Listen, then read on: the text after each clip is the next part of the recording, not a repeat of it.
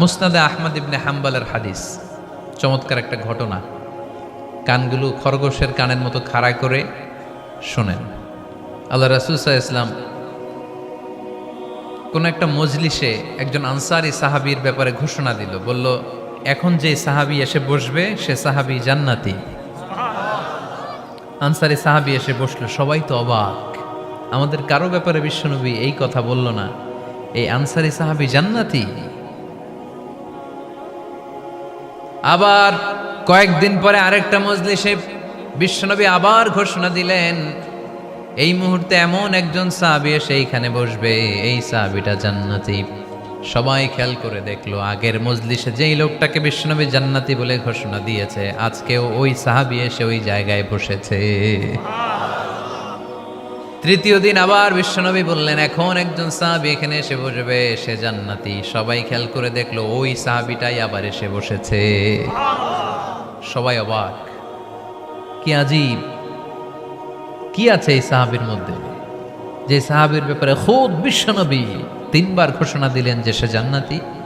সবচেয়ে বেশি অবাক হয়েছিলেন সাইয়েদনা আব্দুল্লাহ ইবনে আমর ইবনে আস।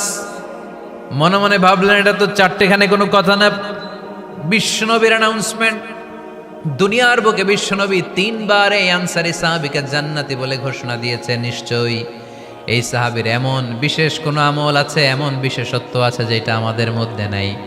যেমন করেই হোক এই সাহাবীর ভেতরের সব খবর আমার জানতে হবে। সাইয়েদনা আব্দুল্লাহ ইবনে আমর ইবনে আস একবার পরিকল্পনা করে ওই সাহাবীর বাড়িতে চলে গেলেন, যে বললেন, ভাই, আমার আব্বার সাথে কয়েকদিন ধরে ঝগড়া, আমার ঘরে থাকতে মন চাচ্ছে না, তোমার বাসায় মেহমান হয়ে এসেছি, যদি তুমি অনুমতি দাও তোমার বাড়িতে 3 দিন মেহমান হয়ে আমি থাকতে চাই। কয়দিন? শুনতেছেন? বুঝতেছেন? কষ্ট হচ্ছে না তো? ওই আনসারী সাহাবী বলে, আহলান ওয়া সাহলান, খোশ আমদেদ, এ আমার সৌভাগ্য, আমার মেহমান হয়ে আপনি থাকবেন, আসেন আমার ঘরে থাকেন, এই ঘরে আমি থাকি, আর এই ঘরটা মেহমান হিসেবে আপনারে দিয়ে দিলাম, থাকেন। এবার আব্দুল্লাহ ইবনে আমর ইবনে আস খুব ভালোভাবে ফলো করতে লাগলেন, কখন এই আনসারী সাহাবী কি করে। 1 দিন, 2 দিন, 3 দিন পর্যন্ত ফলো করার পরে সাইয়েদনা আব্দুল্লাহ ইবনে আমর ইবনে আস এমন কোনো বিশেষ আমল এই সাহাবীর মধ্যে খুঁজে পায় নাই। 3 দিন গভীরভাবে পর্যবেক্ষণ, অবজারভেশনের পরে বিশেষ কোনো আমল ওনার চোখে পড়ে নাই। এবার 3 দিন পরে তো চলে যাবার পালা, ঠিক কিনা? এবার তিনি সোজা সাপটা আনসারী সাহাবীর কাছে যে ভিতরের কথা খুলে বলে ফেললেন, বললেন, ও ভাই, আসলে আমার বাবার সাথে এমন বড় কোনো ঝগড়া আমার হয় নাই যে কারণে বাড়ি থেকে বের হয়ে তোমার মেহমান আমার হওয়া লাগবে, আমি বিশেষ এক উদ্দেশ্যে এসেছি। কি উদ্দেশ্য? আব্দুল্লাহ ইবনে আমর ইবনে আস এবার বলতে আরম্ভ করলেন, আমরা খেয়াল করেছি 3টা মজলিসে বিষ্ণু ঈসা ইসলাম তোমাকে জান্নাতি বলে ঘোষণা করেছে, তাই আমি জানার জন্য এসেছি তুমি এমন কি আমল করো যে কারণে বিশ্বনবী ঘোষণা দিলেন যে তুমি জান্নাতি। কি এমন বিশেষ আমল আছে তোমার, আমার একটু বলো, আমি ওই আমল করে জান্নাতি হতে চাই। আল্লাহু আকবার।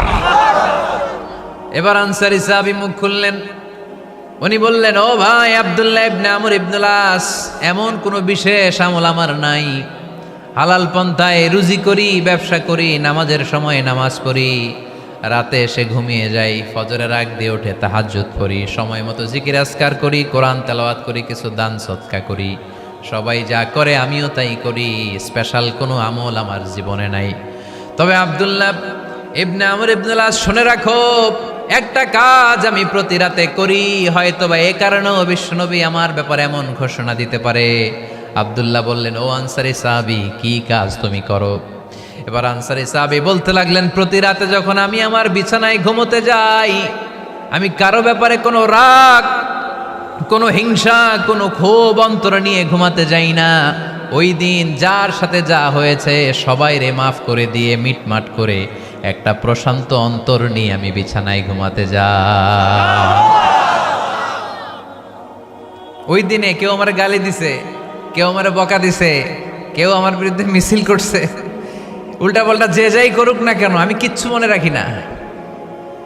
আবি ইলা ফিরাশি, আমি এমনভাবে আমার বিছানায় যাই ওয়ালাইসা ফি কলবি হিকদুন আলা আহাদ, এমন অবস্থায় আমি শুয়ে পড়ি যে আমার হৃদয়ে কারো ব্যাপারে আমার হৃদয়ে কোনো ক্ষোভ নাই, কোনো হিংসা নাই, কোনো অহংকার নাই, সব রাগ ক্ষোভ ভুলে গিয়ে সবাইকে ক্ষমা করে দিয়ে আমি বিছানায় ঘুমাতে যাই।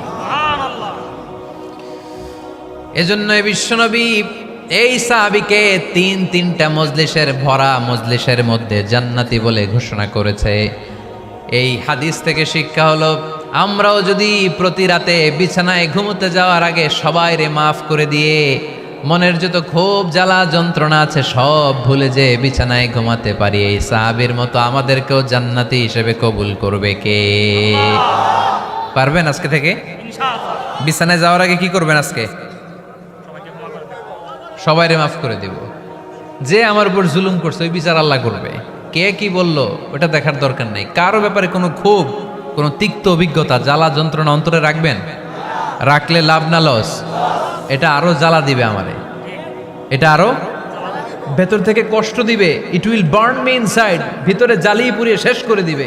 এগুলো বয়ে বেড়াতে চাই না আমি, আমি সব মাফ করে দিতে চাই। চিল্লায় বলো ঠিক কিনা?